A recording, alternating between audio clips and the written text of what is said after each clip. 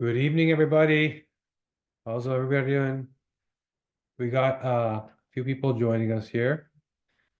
Now you'll notice that I actually use a natural chemical-free beard dye on my beard, and it's very white right now.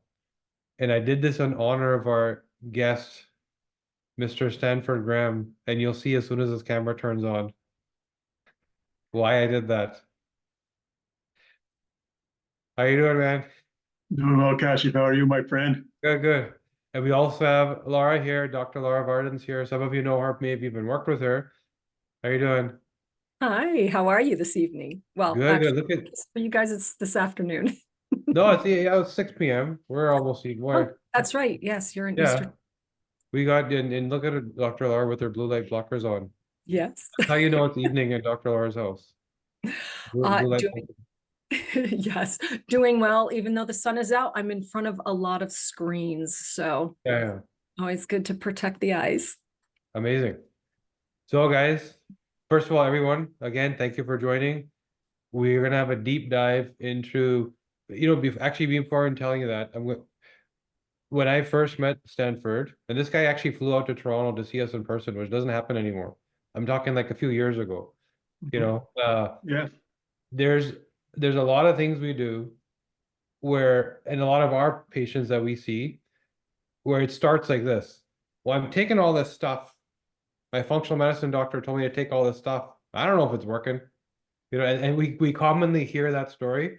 It's like, tell me what supplements you're on, and there's a drawer that opens, and there's a pile of stuff, and like, what's going on? Like, I don't know. I was told to take it, and earlier on, so I first met Stanford around the time when we were in our research phase, so I didn't know much, right? I was learning, and I was taking a few things. I definitely supported my detox, got rid of some of my skin issues, supported my gut, my migraines, etc. But some of the other stuff that we were testing and trying, I was one of those people. I didn't know if it was working. I was just told that this is what I was supposed to take.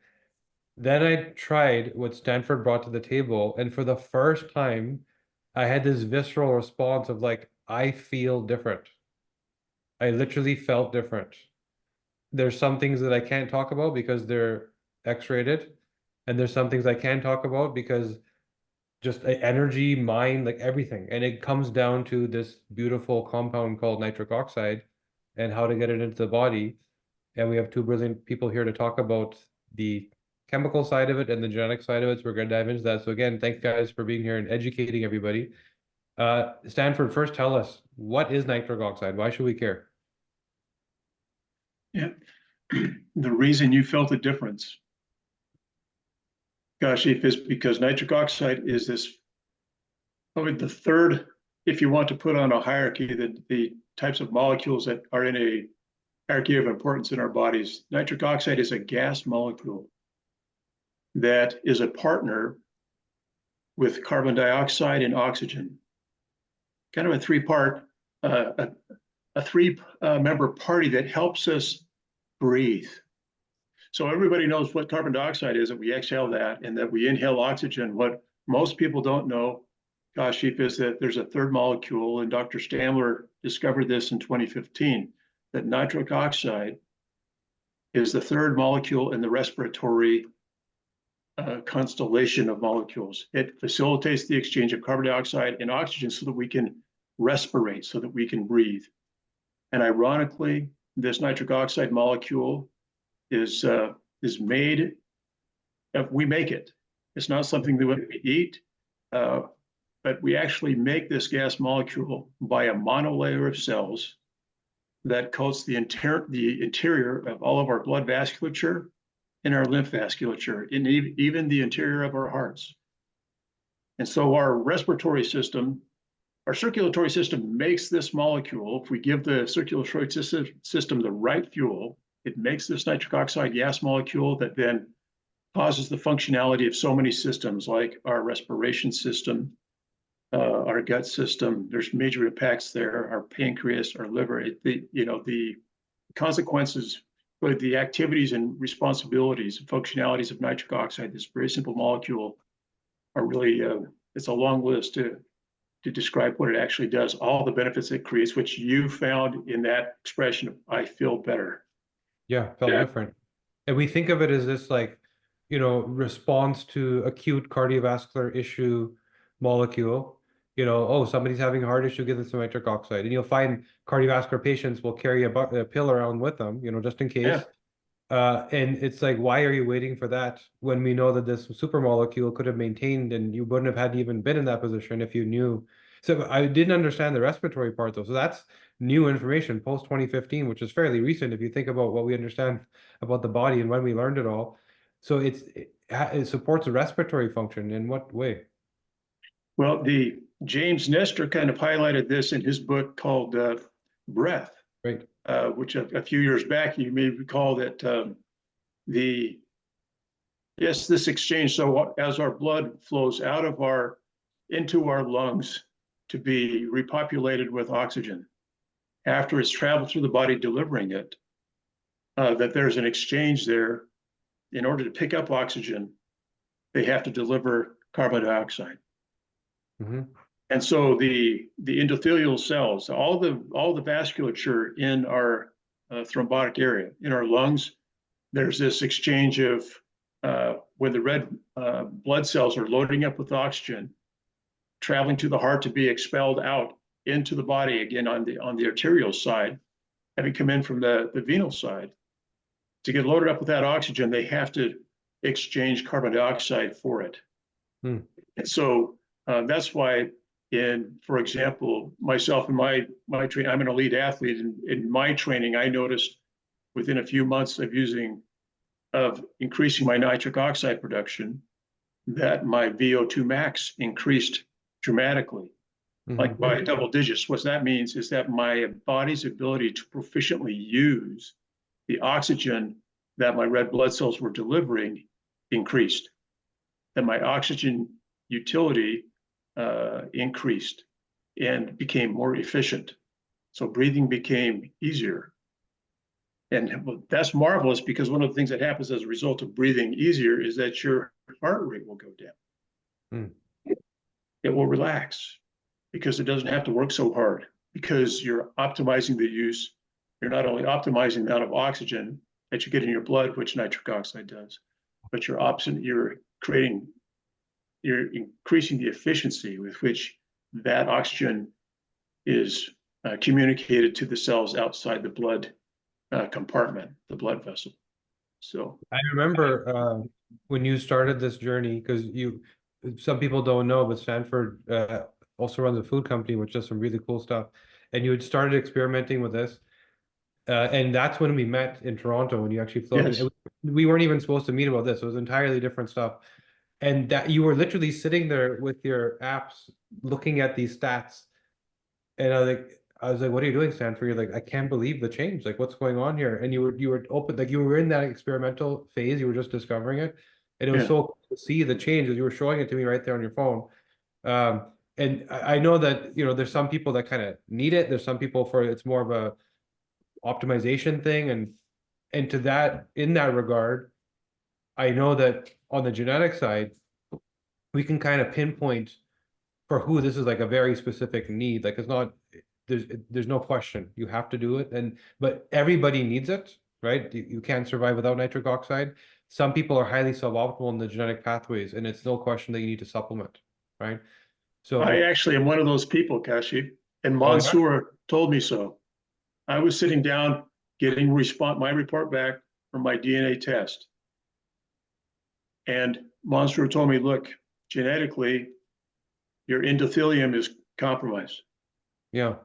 He told me, in fact, you could have something like a Williams Sonoma brand that will create this beautiful Teflon, this Teflon coating through your cardiovascular system, or you can have like a dollar store bargain basement brand. And I'm sorry, Stan, but you've got the bargain basement brand. And he said, if there were an alternative universe and you had been the Stan Graham lawyer in that universe that ate poorly, that didn't exercise, you'd be dead because of this. The lack of nitric oxide production or sufficient nitric oxide production, which actually begins to decline in the body in our 30s, that strokes proliferate, aggregation of lipids, platelets, etc., increase along the vascular walls. Our blood viscosity increases, that is, it gets thicker. Our oxygen level, blood oxygen levels decrease. And a lot of this explains if we were to talk about the symptomologies of inflammatory diseases. Yeah. A lot of these can go back to, well, if our tissue isn't being oxygenated, we're under a constant stress of hypoxia. If our blood is traveling slow and under-oxygenated, and the mechanical shear stresses in the blood vascular system that aren't there, that should be there, that need to be there, and all that math starts adding up to our blood actually becoming an inflammatory agent rather than an agent for health.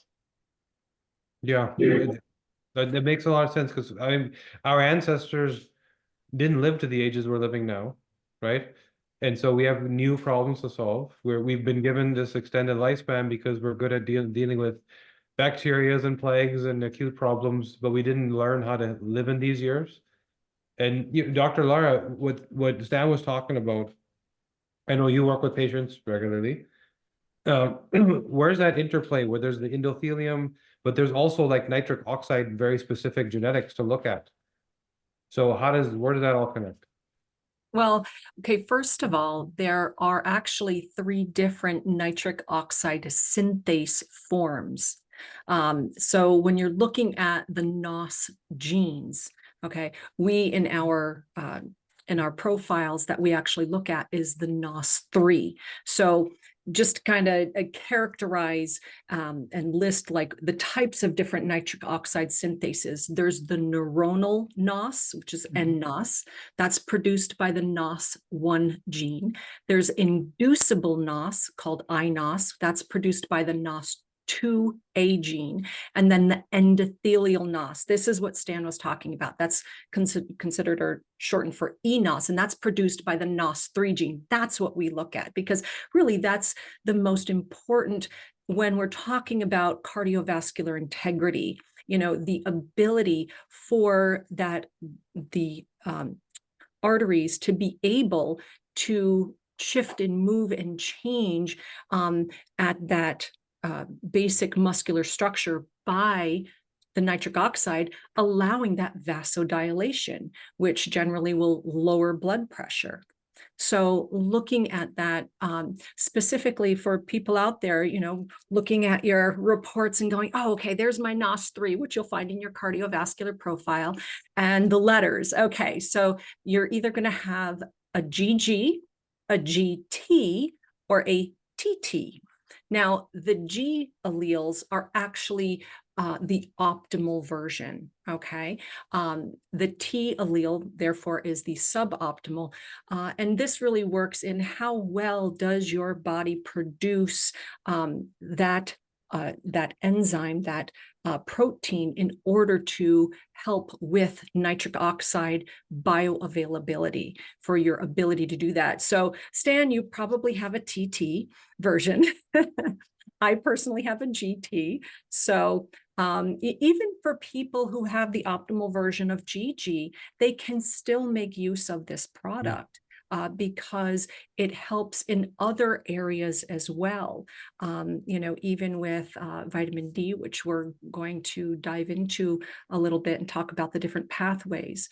So again, NOS3 is one gene in the overall system that is your cardiovascular system. It is one player on the team. So we are zoning in and focusing in on the stats of this one player, but then we have to make sure to zoom out and look at the whole team together. Yeah, so with that functional thinking, if somebody also is not doing well with the 9p21 and their endothelium isn't doing well, then it becomes like a big red flag, and it's like, you got it. So what's the outcome there? So nitric oxide production is low. You have this low grade hardware. What's the likely outcome if you're not supporting with nitric oxide? That you're probably likely to have some sort of, well, definitely increased inflammation. And if you're not supporting your detox pathways, which, you know, also is very important, you're going to find that you're going to have some sort of cardiovascular event. You're going to have some sort of increased plaque deposits, atherosclerotic, you know, deposits. So yeah, it's just kind of a whole cascade of Yeah. issues, even leading into um, uh, diabetes, you know, obesity and diabetes. So that actually plays a part. Yeah, and we've even seen typically, you know, the people that are kind of stuck, like I don't know what's going on. I've tried everything, it's not working. People with blood pressure dysregulation are often doing poorly with the NOS3 and the ACE gene in combination sometimes, right? So Yes. yeah, it's another area where there's support, and that's a precursor to so many other problems. Might as well get that right up front. And Stan, when I looked at the formula, because there's a lot of people out there that claim to make products that support nitric oxide, and they usually have to do with beetroot or beet extracts, right? But when I look at your formula, there's a whole bunch of stuff going on, which is not typical of nitric oxide products. So why that combination versus what everybody else does with here's your beet supplement? Right. As Dr. Laura explained, there are three different synthases that produce three different types of nitric oxide, or three different iterations of nitric oxide. And here we're talking about the endothelial cells, this monolayer of cells on the interior lining of our vasculature, actually creating this gas molecule, nitric oxide. There are two different pathways for the eNOS production. One is through the consumption of nitrites, foods that contain nitrites. Beets are one of these foods that contain nitrites. So by ingesting healthy foods like that contain nitrites, there's an oral pathway of nitric oxide production. Which is helpful. It takes a lot of bushels of vegetables, you know, to eat that kind, to have a sustained, long-term, bioavailable expression of nitric oxide. There are several studies in the literature that identify that short-term production of nitric oxide, or 4 hours or less, provides no biological benefit. Now, this is significant because one of the findings in the Cardiomiracle 2020 study out of Ohio University, Dr. Tudor Smolinski, he found that Cardiomiracle, specifically in this list of ingredients that you're referring to, immediately produced long-term bioavailable nitric oxide production of 24 plus hours. On these were tests conducted in vitro on human endothelial cells from multiple areas in the human body. So what was valuable from that study was to see that nitric oxide production over a long period of time, over like a 6x period of time, of anything that he had observed from a nitric oxide production agent, whether it's a nitrate food or amino acids, that because of the combination of ingredients that Cardiomiracle has, there is a long-term bioavailable production of nitric oxide that he had not seen before. The other benefit from that study, Kashif, was that he observed that there's another when our endothelial cells, when the synthase molecule makes nitric oxide, eNOS, as Dr. Laura has explained, it also inevitably produces a free radical called peroxynitrite, which Dr. Smolinski told me, Kashif, was the most dangerous oxidative molecule in the human system. And I responded to him saying, that's fairly ironic that the synthase molecule that produces an oxygen that is the spark of life, that's what they said in Stamler's Case Western study, generates the exhaust off of that production engine is a peroxynitrite molecule that's one of the most dangerous. He said it would fracture DNA. And so what we found in that study with Dr. Volinsky was that while there was a significant increase in bioavailable nitric oxide production, there was a very significant decrease or down regulation of the dangerous molecule, the peroxynitrate, which he had never seen before. So again, this is a distinguishing characteristic between CardioMiracle as a nutraceutical for endothelial nitric oxide production relative to anything else out there. Because we actually, all of these antioxidative and anti-inflammatory foods act as scavengers of the superoxides and the peroxynitrates, and actually prevent the creation of that dangerous peroxynitrite molecule. Yeah, and this is why I felt the way I felt. And I noticed it because I did have, this was earlier in the work I was doing on myself. So I still had some detox work to do. There was still some inflammation. And I felt this, like, not only there's a bit of a boost, there's a positive, there's also a bit of relief in terms of this antioxidative activity. And you don't often find that coming out of one thing. So the convenience of hitting sort of both ends of it, right? I felt it. I truly felt it. And what Stan said, everyone should pay attention to in terms of the frequency. We think of our health and levels and things that we measure as sort of a state. Where am I at, right? Like cholesterol levels, inflammation levels, where am I at? And if I make a change, maybe 3 months later, I'll feel different. Nitric oxide is one of the few things where every day changes based on what you did the day before. And if your habits aren't aligned to that, you may have a few bad days and a few too many bad days. And how do I know this? I've actually tested. You can take a nitric oxide test strip, put it on your tongue. And for the most part, I would challenge, there's a few hundred people on this call right now. I would challenge all of you to go do that. And for the most part, you're going to find that you don't have enough. And because the food doesn't give it to you anymore, right? So unless you're adding in this test strip, myself, who was doing everything right, came out with like slim to none, right? That was the result. And I know that on the days I supplemented, the strip would come out great. And the days that I didn't, it would go back to where I started. So understand this. There's a few things like vitamin D, vitamin B12, nitric oxide included. These are a daily routine. If you're here for what you're here for, which is how do I achieve optimal health? How do I experience longevity? How do I become the best version of myself? There's certain things that are not about a state or a job done, move on. They're habits. They have to continue because your body doesn't do it on its own. It needs you to implement, and the food doesn't give it to you, right? So that's where we're stuck. That's really well put, Kashif. One of the things that we found as kind of on the flywheel of the research that was done at Ohio University, that the effects of long-term production of bioavailable nitric oxide, we found in our second study that was published in Frontiers in Nutrition in August of 2022. In that study, they found a few things.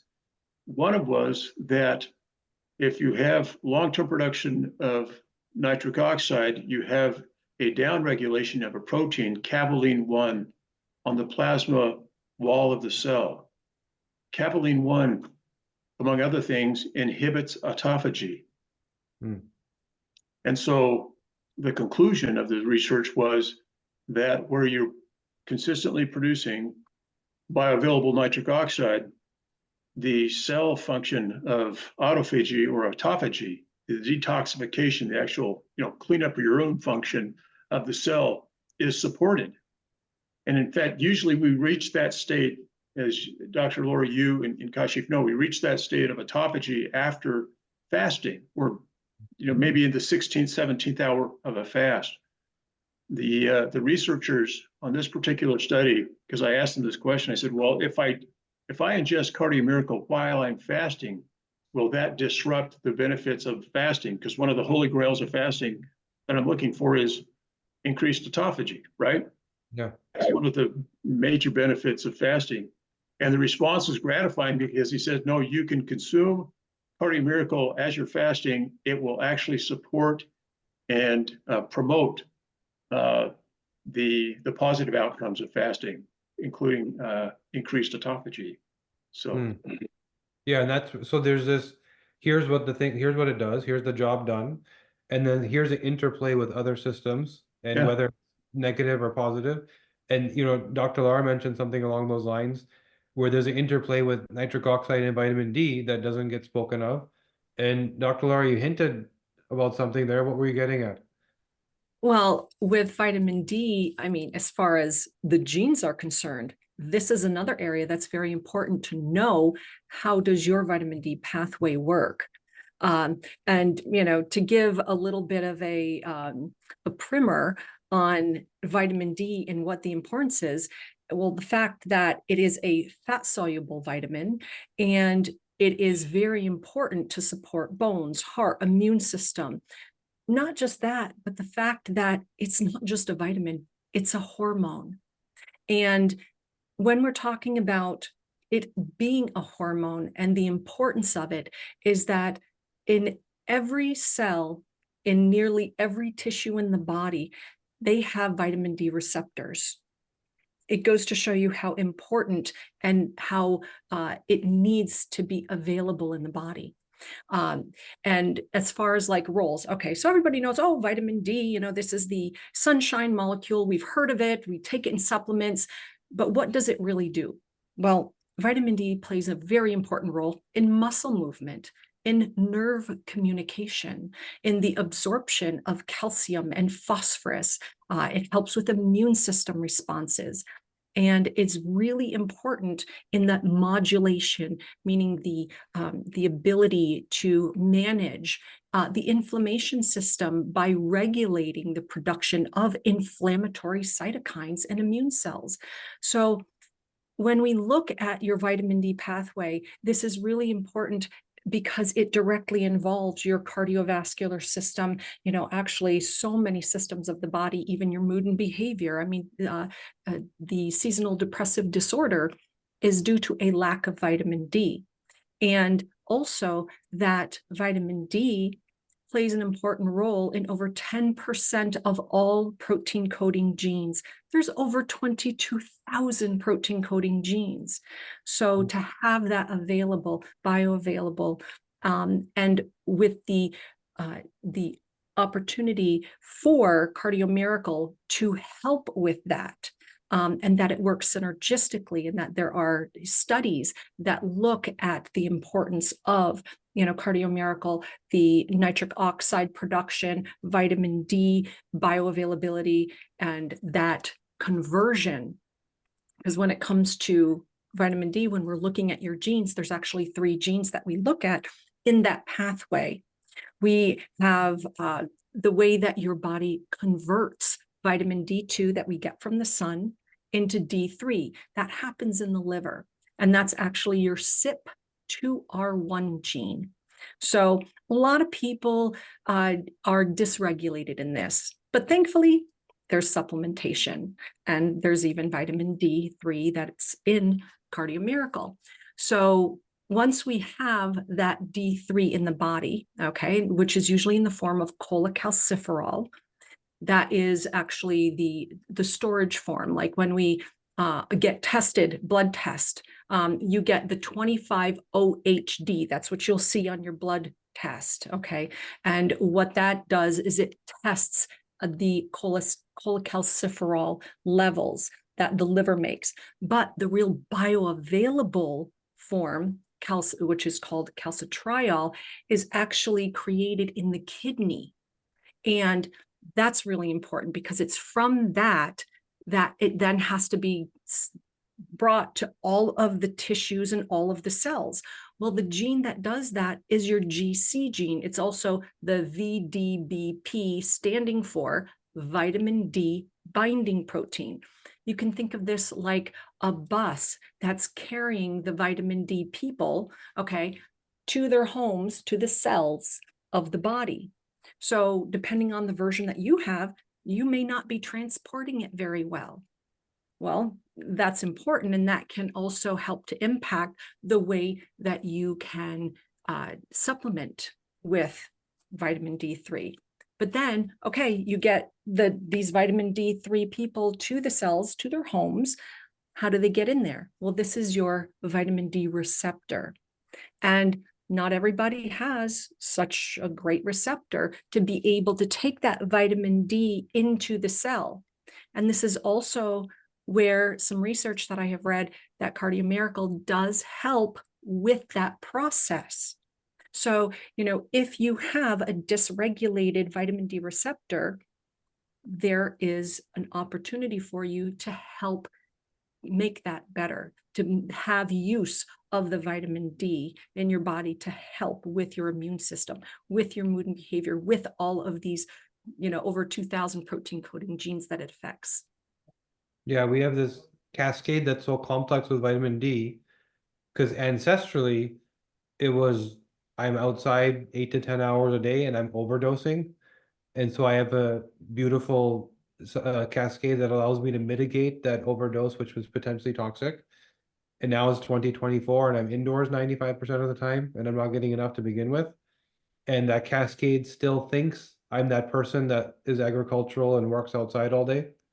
Right. And so all of a sudden there's a mismatch. The input doesn't align with the genetic coding, which is so complex because the body's trying to manage this overdose, which isn't even happening anymore. Right. So this is where we find that often even people get blood work and they'll say that my vitamin D levels are great.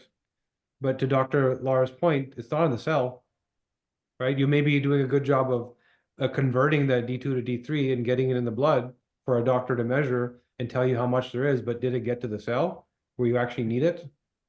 Often that's not the case for a lot of people. And that's where, you listen to any functional medicine, anything, the baseline is always what's your vitamin D level, the one thing we should fix. Let's get that right first because it drives so much. So Stanford, then in terms of there's two big benefits. We came here to talk about nitric oxide. We're now also learning that there's a boost in vitamin D levels. Are there other ancillary or sort of side things going on that made me feel so good that I didn't know about? Sure. Before I address that question, let me just a couple of points to make on the vitamin D issue that Dr. Laura so beautifully explained. One is that in our August 2022 publication, the research found that CardioMiracle, that long-term production nitric oxide, actually the nitric oxide molecule will communicate with the fat cells and advise them to persuade them to release the inert vitamin D that is stored there. That then travels, as Dr. Laura pointed out, to the liver, et cetera, to be hydrolyzed to produce a marvelous form of vitamin D3.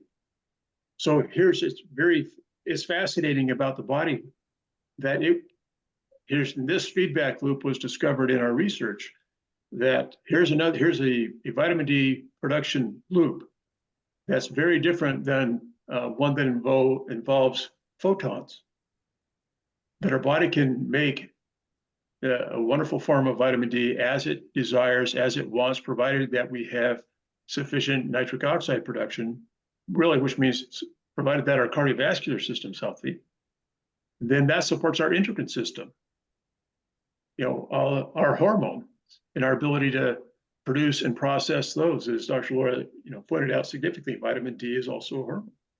The other benefit that the research on CardioMiracle discovered was that this increased nitric oxide production also creates deeper caveoli in the plasma wall of the cell. So these are import-export points, kind of like on a big warehouse where you have 18-wheelers backing up to dump stuff off into the warehouse and taking stuff out of the warehouse to pack it away. We have a little organization like that on our cells. And the CardioMiracle research found in our in situ study that increased nitric oxide facilitates not only the production of vitamin D, but its bioavailability to the cell because we have these deeper invaginations of the plasma wall and easier acceptability of vitamin D into the cell. So it's marvelous how the body is so integrated, where if you can help it do one thing, then it can help itself do another thing and another thing. But we also took away from this research that nitric oxide really was showing up as if not the primary communication molecule in the body, certainly one of the leading communicator molecules in the body that begins and starts so many different processes. A few of those other processes, it actually is pancreatic islet beta cells that And for people who don't know, this really works into the insulin response. This is what insulin is doing, and that is what is the connection to your blood sugar regulation. So, for example, in your reports, this is your TCF7L2 gene. When you're talking about the regulation of insulin and insulin response, and the SLC38 gene, which is for zinc transport, that's in regard to your insulin response. So you can take a look, at your reports and going, oh, okay, well, I've got, my insulin, I've got my zinc, and, all of these other things, so for example, for the TCF7L2, the G version would be optimal. The T version, T as in Tom, suboptimal. And this relates to your risk of type 2 diabetes, etc. And then, for zinc, this would work for the SLC38 gene. You'll find that in your diet and nutrition reports. And that really works with if you have an allele of G, that is optimal. A is suboptimal. So, if you fast, like we were talking about, to get those benefits of autophagy, clearing out the old zombie cells, getting them out of the way to get the new cells there. Well, you may find when you're fasting, if you have a suboptimal zinc transport gene, then your fasting blood glucose may be a bit higher. You may be, somewhere in the 90s or even the low 100s rather than, say, the low 90s or 80s when you're fasting. So what do you do about it? You can supplement with zinc, eat zinc-rich foods, have, these things that bring these nutrients into your body. And getting into nutrients, the creation of nitric oxide. Well, how do we create nitric oxide? We were talking about earlier foods, these beetroot powders and things like that, which unfortunately can also bring about high levels of oxalates, which can be inflammatory to some people. But getting down more to the amino acid level, what makes nitric oxide? This is arginine. Arginine is an amino acid. This converts into nitric oxide with the addition of oxygen. So making sure that you breathe. Okay, breathing, very important. And then the product of that reaction is L-citrulline and nitric oxide. So kind of leaning into that, Stan, could you please just give a brief overview of what is in CardioMiracle that makes it work so well? I mean, we've touched upon some of it, but can you let me know? Well, you're spot on, Dr. Laura. L-arginine is the sole food supply for endothelial nitric oxide. That's it. And as you've identified, the citrulline is, so CardioMiracle has a therapeutic dose of L-arginine for nitric oxide production. And we know this as a function of many other third-party studies that have actually identified what is a therapeutic dose of L-arginine, which is somewhere between 3 to 6 grams a day. Sometimes more L-arginine is necessary. For example, when our body is suffering from trauma and in a recovery state, it needs more amino acids. The healing process is an amino acid dependent process. So, for example, this comes down to a question of dosing with CardioMiracle. If I've just gone through a surgery, which is really planned destruction of my cardiovascular delivery system, because we're cutting through blood vessels, we're cutting through thousands of microcapillaries just to get inside the body. Healing requires these capillaries to reconnect, to forge new channels for blood supply to the injured area. Well, as it happens, microcapillaries, which form about 70% of our entire vasculature, are made out of one kind of cell. They're made out of endothelial cells. And so obviously maintaining the health of endothelial cells is critical. And those endothelial cells, whereas Dr. Lara identified the endothelial synthase molecule sits inside those cells, they need L-arginine and L-citrulline because that metabolizes back to L-arginine in order to produce this wonderful gaseous molecule, nitric oxide. So how do we get enough L-arginine? Well, the latest research in the literature indicates that we simply cannot get enough through diet alone. It must be supplemented. And that may be a treatise on another conversation about the quality of our food. But the point is, how do we get enough L-arginine at these amino acids in our bodies, given that much of the time now, given the way our lifestyles, our body is under significant trauma on the regular. You know, whether Dr. Lara and I were speaking previously, and you know, whether we have traumatic experiences by seeing, for instance, in the theater of war, or that we have traumatic experiences because we're in a car wreck, or like me when I'm growing up on a farm, I get kicked in the back by a horse. You know, you can get trauma and impacts for any number of ways, but the cells interpret trauma really the same way, regardless of the input. And the body needs amino acids in order to respond to trauma, to effectuate the healing processes that the immune system is going to tell it that it needs to do. So CardioMiracle has a very specific composition of multiple amino acids, and you'll recognize this on the ingredient list, that L-arginine, 3 different types of L-arginine and multiple types of L-citrulline are the reason why we have the long pronunciation or production of bioavailable nitric oxide. And consequently, what we see is the beneficial cascading effects of having enough of this messenger molecule in our body. And actually maintaining, one other point I'd make, Kashif, is endothelial cells are really the only cell to have direct contact with our liquid organ, with our blood.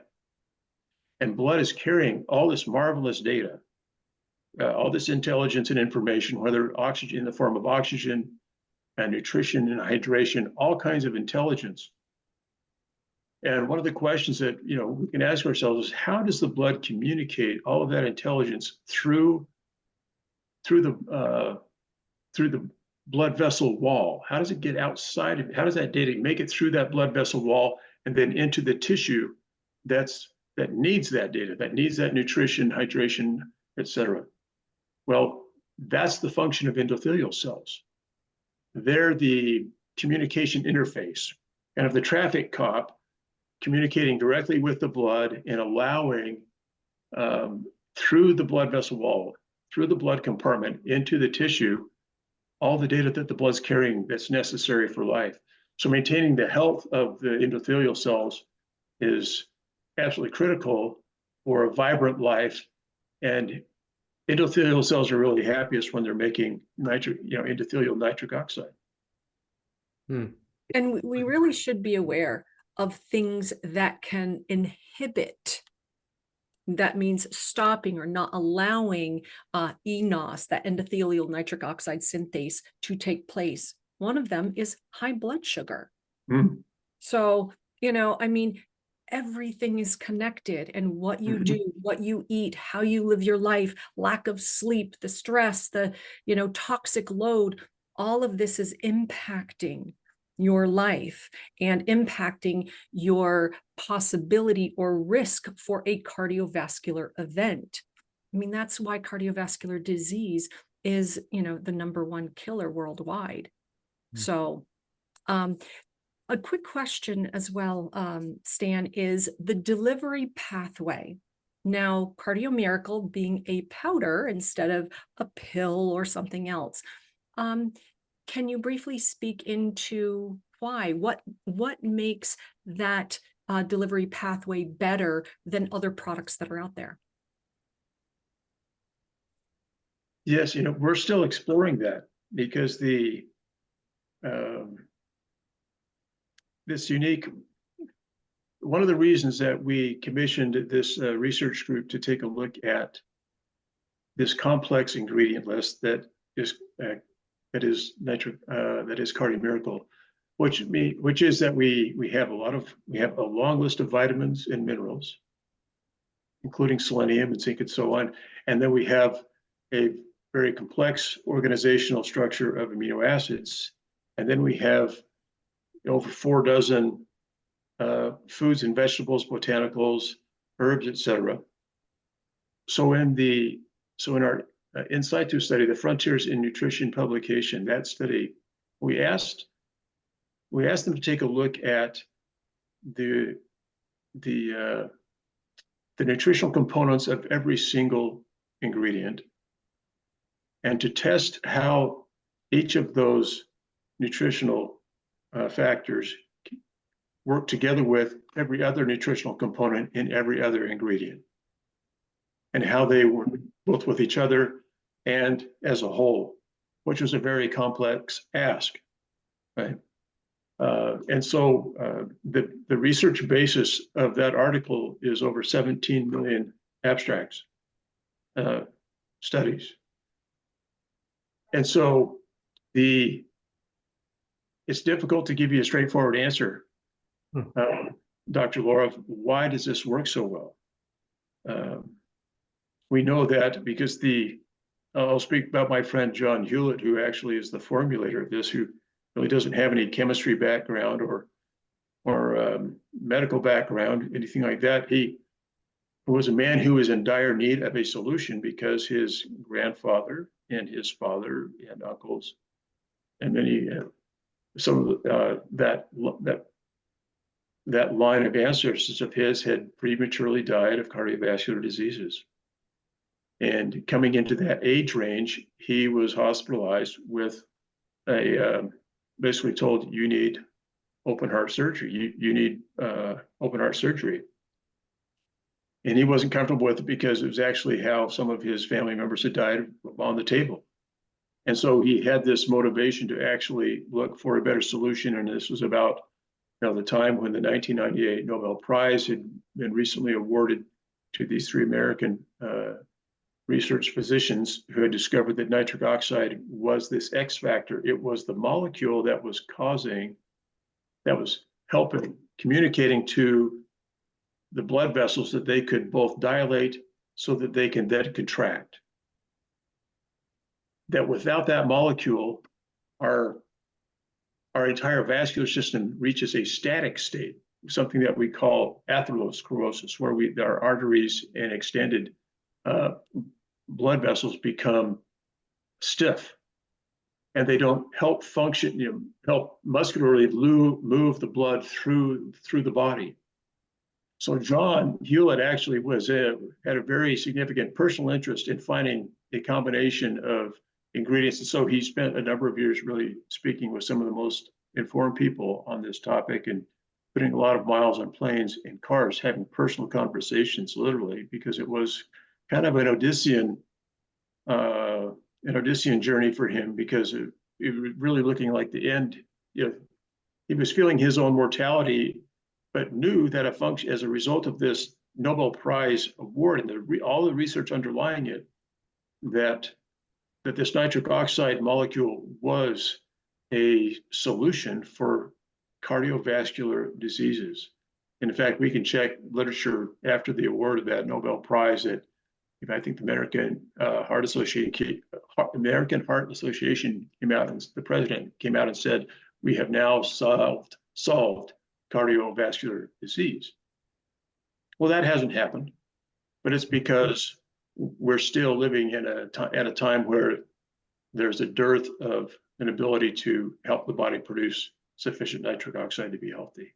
And I think, Kashi, if you were speaking to that point earlier, this is the body's one other quick story. John asked the primary researcher, Anton Fleury, the primary researcher and author of this article, what's the most important ingredient in Cardio Miracle?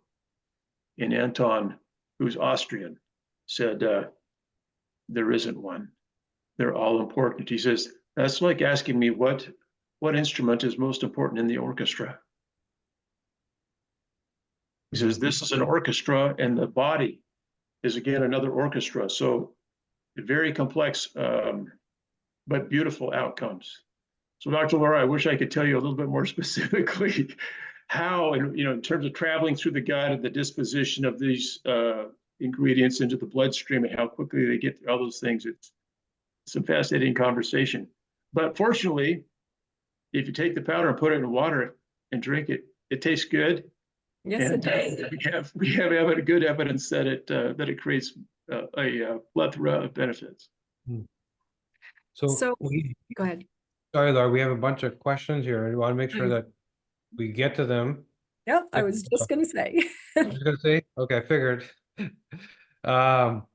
Let's there were some that were dropped in the chat earlier. There's a bunch in the Q&A. But let's just clear quickly clear the ones that were in the chat. Lipoprotein A, somebody dysregulated there. Is it okay to take the supplement? Stan. If you're talking about the ApoA gene, or are you talking It sounds about... like this is Linda. It sounds like she probably got blood work that says that she has elevated lipoprotein A, and so I mean that's a cardiovascular sort of marker.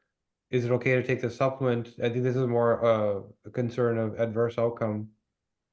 I don't know, any thoughts? I don't see a problem, but I personally don't see any issue with it. I mean, knowing the ingredients that are in there, of course, there are other things that need to be addressed, obviously, outside of just supplementation. But Stan, is there anything that would be contraindicated? Responding to that contraindication query, if reading the ingredient list, what you're ingesting is food. Mm-hmm. I mean, that really at the bottom of it, this is food.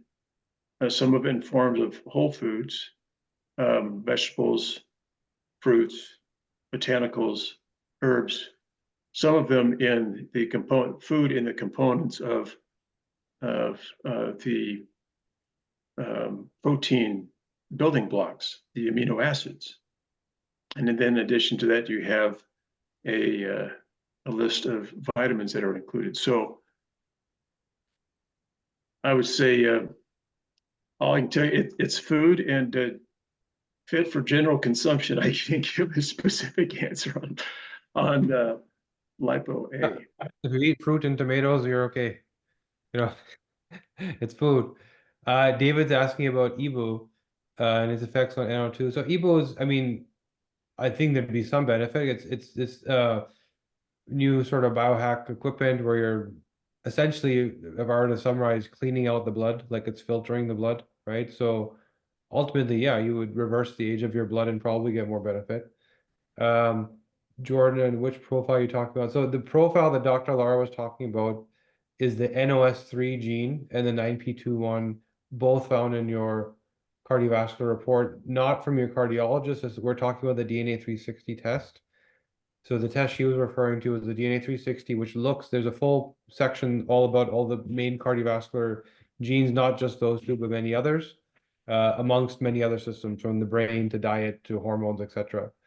The exact intervention that doubled the VO2 max of Dr. Graham, I like that, Dr. Graham, is actually Cardio Miracle. That's what we're talking about, right? So yes. the Cardio Miracle, yeah. So that's what he was on, where we sat there and showed me your data. You were just beginning to experiment, which is why you sort of took a deep dive and invested your life into this. I heard that yoga breath increases NO2 by, yeah, for sure. So one interesting, that gene that Dr. Lar was talking about, the NOS3, Mhm. One of the highest expressions of that gene is actually in your nostrils. So when you breathe, it stimulates the production of nitric oxide. So yes, yogic breath work, anything of that nature will elevate nitric oxide levels. Stan, what do you think in terms of outcome, breath work versus supplementation? It's a beautiful combination. They have a beautiful symbiotic relationship. Supplementation is a way to nutrify the body with the fuel it needs to move. Breathing supports movement. Mhm. Here's a fascinating relationship as well that has to do with breathing and how breathing supports integral health. I'm sure a lot of people maybe some people who have been watching have been challenged with extra triglycerides, some unwanted fat, Mhm. and wanting to change your body composition to change your body mass index to get rid of some extra fat. Well, one fundamental question is, well, if you lose fat, where does it go? How does that happen? Well, the University of Australia, this was a publication in 2014 that demonstrated that triglycerides, these fat molecules, when oxidized, separate into their component parts, which is a little bit of hydrogen and equal parts oxygen and carbon. And so when we breathe, specifically nasal breathing, that oxidizes our triglycerides. They break apart. And when we exhale, carbon dioxide, we actually, up to 87% of the fat we lose comes out in the form of carbon dioxide. Mhm.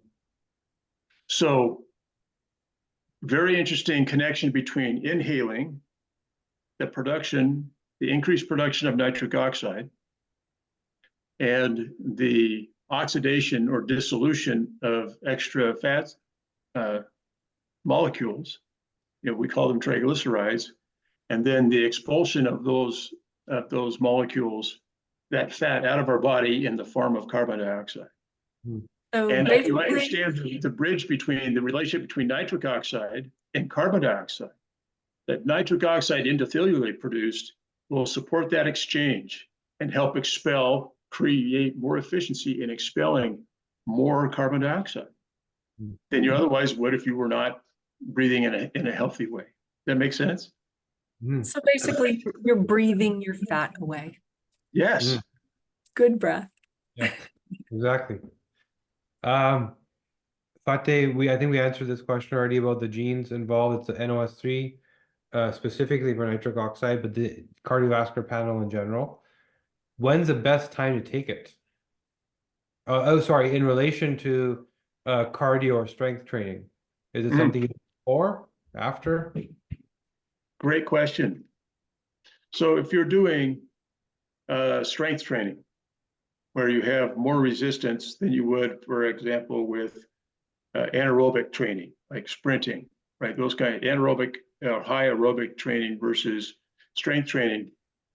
You'd want to take Cardio Miracle after your training, and probably out a few hours at least, and maybe even longer after your training, because the micro abrasions that you're causing in the muscle tissue, you want to maintain. You want that the micro abrasions that you're causing, the micro tears that you're causing in your muscle tissue with significant resistance weight training, you want those abrasions to persist because you want the inflammation to happen. You want that to heal. And hence the growth and strength of the increased growth and strength of the muscle comes as a function of tearing it apart, letting it heal back together. So, but getting the anti-inflammatory effects in your body, I would say wouldn't help that healing process. You want the muscles to heal back with the strength that you've done the training for.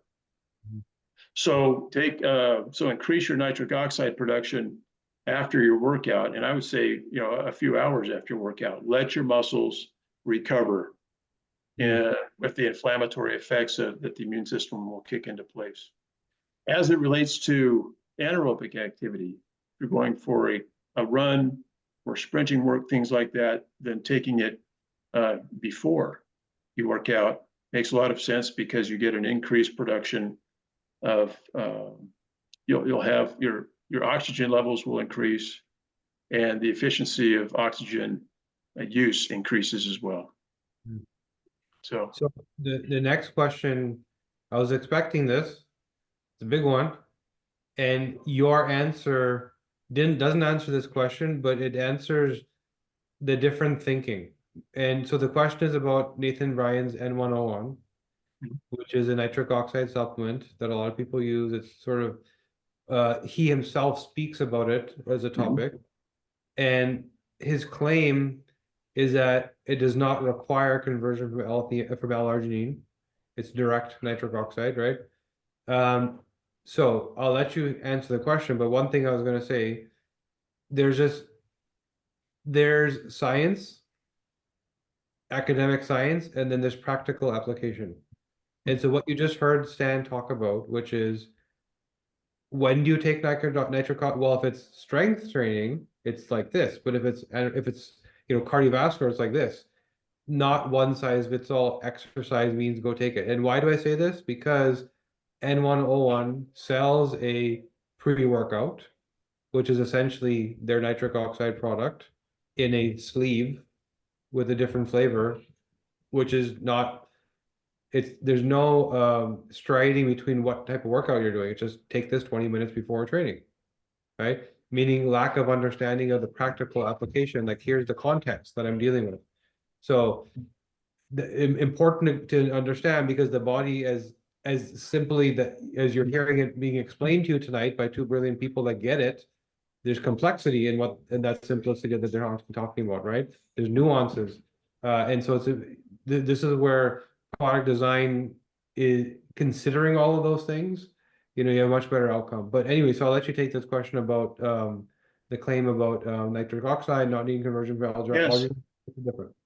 Yeah, there's a 2016 study that was done by an international group of both medical doctors and psychiatrists that were looking at trying to identify the source of PTSD proliferation, the symptomologies of PTSD and related symptomologies.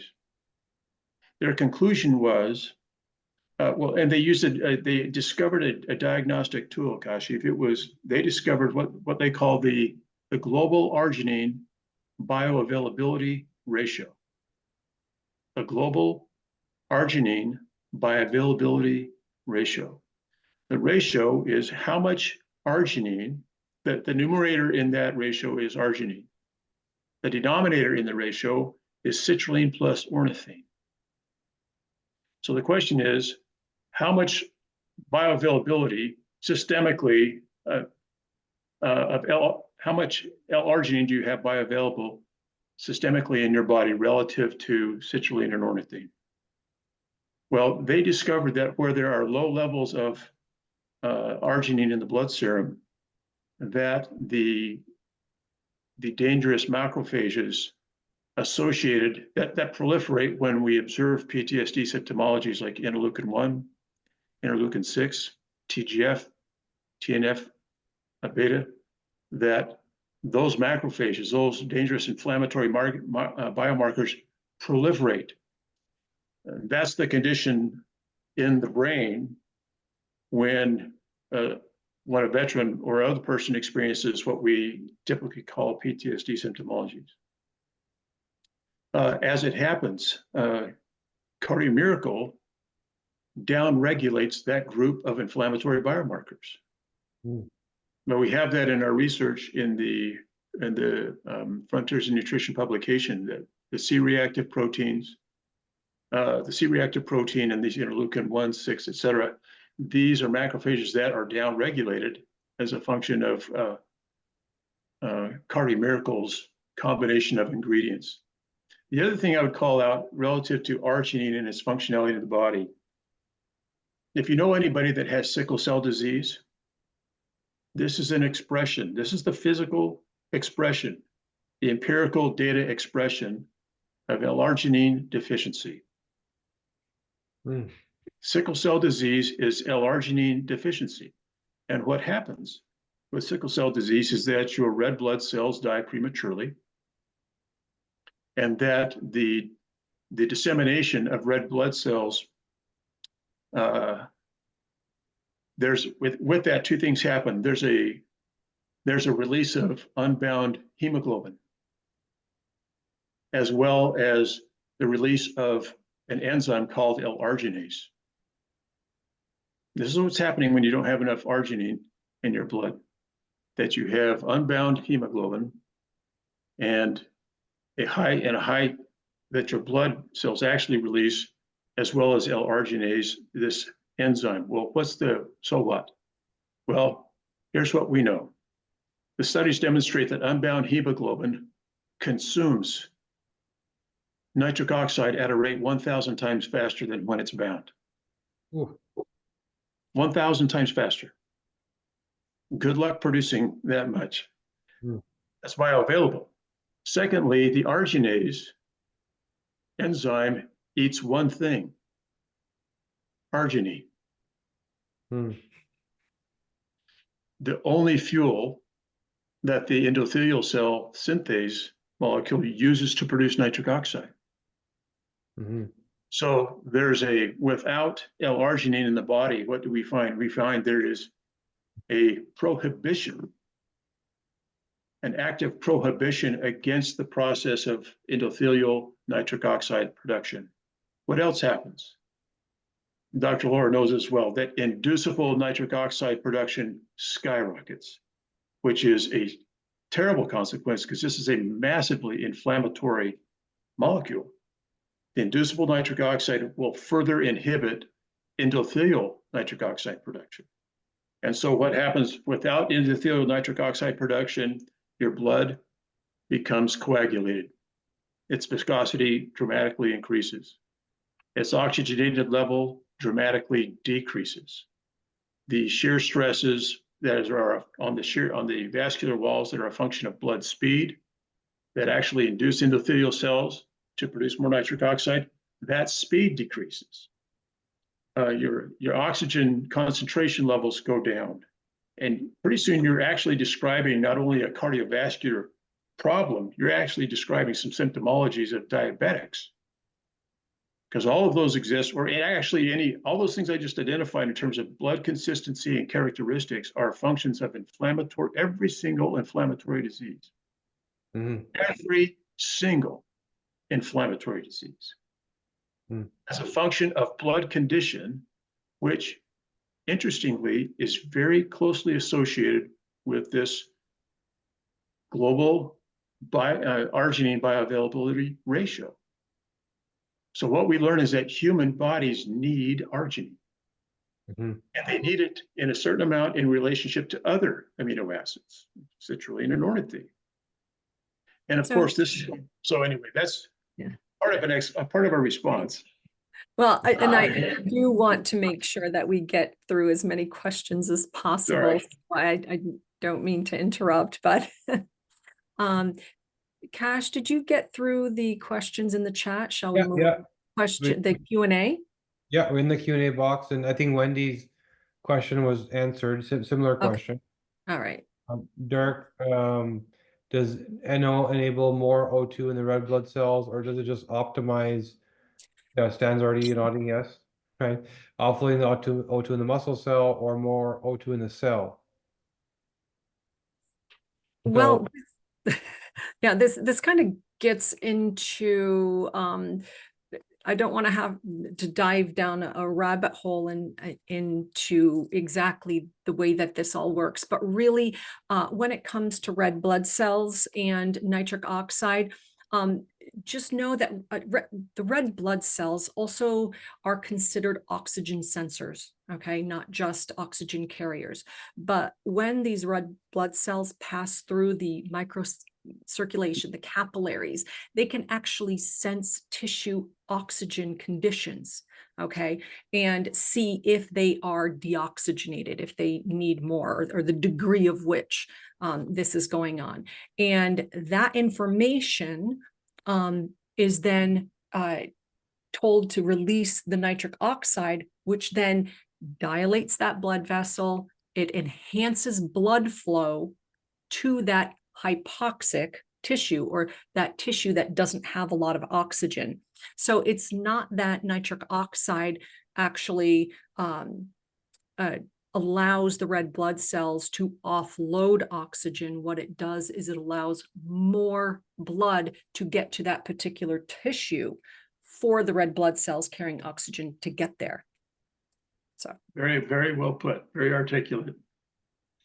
Mary's asking about 9p21 and to expand. So 9p21, simplest terms, quick summary. Here's your artery. There's a lining called the endothelium. It's all over your body, as Stan was talking about all day today. What quality is it? Resilient, not so good, highly inflammatory in nature, or highly susceptible to inflammation. That can be determined through the 9p21. So literally the quality of your endothelium, how robust is it? Meaning how prone are you to endothelial inflammation, and therefore a whole slew of cardiovascular conditions, right? So that's what we're able to determine with the 9p21. David, the EBO question, we already talked about that. Dirk, Caldwell Esselstyn says that his heart disease reversal protocol includes eating green 6 times a day, since it promotes creation of NO, which he says is key in treating heart disease. I wonder how many ways there are to promote NR production. So there are, but it's hard to get the foods in the quality. I mean, food is a conduit of the soil that has the nutrition. If the soil is dead, the food is dead, right? It's filler. It's a decoration. And so that's the unfortunate truth, is when you have dead soil, that you can get real food, but you really have to try, right? And so, yeah, if it was 200 years ago, you could eat some beets and be okay, right? But it's not. That's not the reality anymore. And that's why, supplementing for many things, not just this, is really important. Madeline, what is the relationship between nitrates in food and nitric oxide? Okay. Yeah, the nitrates, there's a separate pathway by which nitrates actually feed into the production of nitric oxide. So as you're saying, that's, I mentioned earlier two different pathways. One really begins orally as you actually chew your food, and some chemical compositions that happen actually inside the mouth, and then you get nitrates circulating in your blood. The other pathway is what we're talking about. Has to do with the amino acids that are the exclusive fuel for endothelial produced nitric oxide. Simone was asking just to clarify the NOS gene. So, Dr. Laura, you were talking about the NOS3 gene, right? And Yes. what is the beneficial versus the problematic allele? Okay, so the NOS3, your G allele is the more beneficial, T allele is more the suboptimal. But I do have to say that there are nuances in there, because even though there are limitations per se with a TT version, okay, with the T alleles, there are actually some advantages in that a TT genotype will be more likely to have lower plasma triglyceride levels on a higher intake of omega-3 fats. Okay. But obviously we've already talked about, the limitations, with reduced eNOS activity and nitric oxide production, having an increased risk for hypertension, where the GG version, yes, we know about the advantages. Here, you're more likely to have higher eNOS activity and higher nitric oxide production. But a limitation is that you could be more likely to have no influence on plasma triglyceride levels, on higher, intake of omega-3s, but yet you will have better a lower risk of hypertension, and also working into that power, when we're talking about exercise, okay, this is that power, that sprint ability actually is increased. So, it's not like, oh, this is all bad and this is all good. No, there are advantages and disadvantages or limitations in all things. It really is in the context. Yeah. Context is key for anything you're trying to interpret, right? What problem you're actually solving. Andrew's asking about vitamin D, the third gene. All of them. So CYP2R1, that's the first one, the conversion. Then VDBP or GC is the transport. And VDR, that's the third gene you're asking about, Andrew. That's the binding gene. Receptor. The Receptor, vitamin D receptor. Yeah. receptor, sorry. Lance is asking, how long would noticeable positive change take to show up? As a sign I've hit on the right solution. There's the answer for Cardio Miracle, but in general, Lance is saying, how do I know I'm going in the right direction? When should I feel good? Right?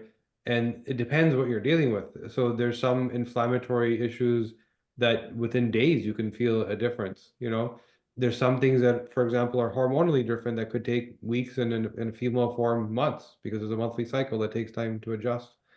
But in terms of Cardio Miracle, I know you've actually measured this, like you've studied the outcome for people over months. So when did things start, and when is sort of that ideal time to like optimal self? So we have hundreds and hundreds of anecdotal stories of immediate benefits experienced, which would mean I slept. I sent some to a really good friend of mine in Chicago, who's a 75-year-old baker, who was suffering with neuropathy. He says, I haven't slept for 8 years. I haven't slept through the night for 8 years. And so I'm going to send you some stuff, and just take it. I'm not going to explain it to you. Just take it. And I said, and call me in 2 weeks. Okay. Well, he called me on day 13, and he said, I've been wanting to call you since the day after I took this the first time, because I got it in the mail. I took it that day, and I slept through the night for the first time in 8 years. I thought, that's a fluke. So I'm taking it the second day. He said, Stan, I have slept through the night ever since I started taking this. What in the world is going on? And within another 2 weeks, the symptomology of his neuropathy went away. There was increased blood flow to his feet.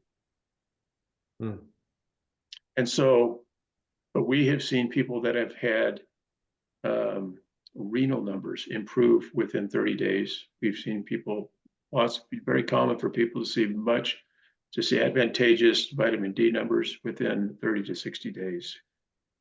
We've a blood pressure, energy levels, brain clarity levels, just a feeling of more energy, because there are not any stimulants in Cardio Miracle. The only stimulant really is more oxygen, and your body is being conducted by a better chorister. You're giving it fuel that it needs to, and so it's functioning better systemically.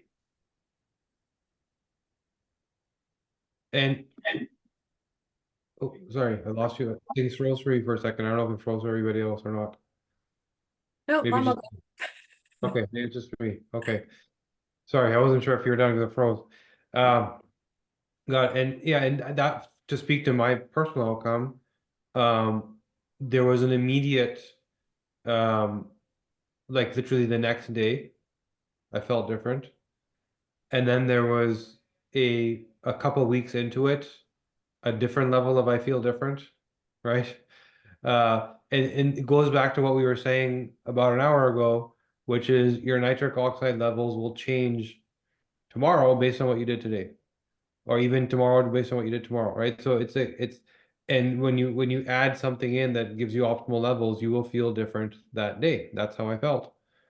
And I also noticed that when I came off of it, I don't know if you remember, Stan, we had an issue where I ordered some and they got stuck in Canadian customs, so I didn't Yes. have it for like a month, right? And so I also felt the opposite side of the story where I felt different in the negative, right? When I got off of it. And so now I didn't have a particular major health crisis or concern to address at the time.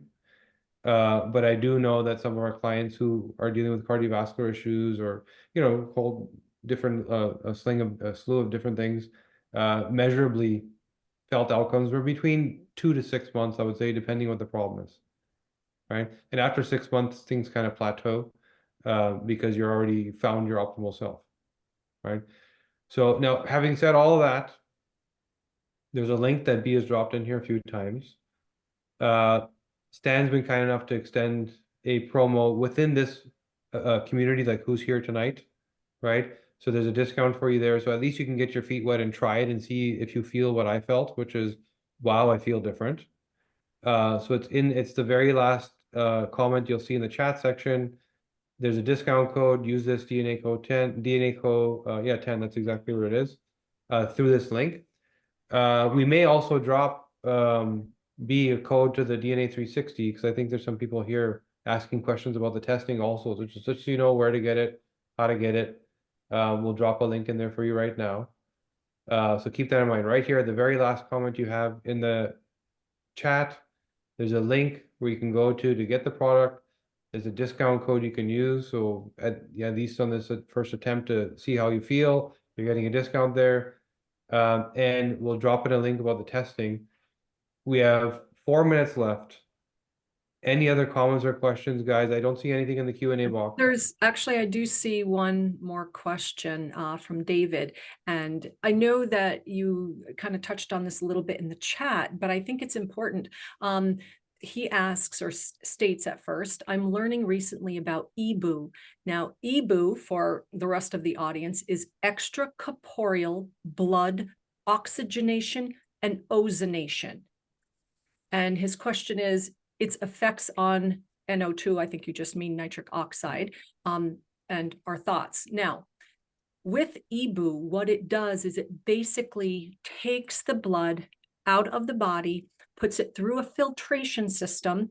It puts oxygen in the blood and it ozonates it, meaning that it kills any bacteria and other things that are in the blood that ozone does, okay? And then the blood comes back into the body. So it's a beautiful way of being able to clean the blood, to give it more oxygen, and really helps. I have clients who do this and who've had wonderful results from it. Now, the effect on, and I'm going to think like NOS3, okay, the production of nitric oxide and nitric oxide itself. Well, first of all, it would actually benefit nitric oxide production and bioavailability and utilization because you are increasing the oxygen content in the blood. So that is helping, the body. And because remember I said you need arginine and you need oxygen, for the nitric oxide production. So you are providing one of the substrates, one of the ingredients to have that done. And the fact that, you're removing toxins, you're lowering the load that the body is having to carry and deal with. So again, this just provides a better, cleaner terrain for everything else to work better.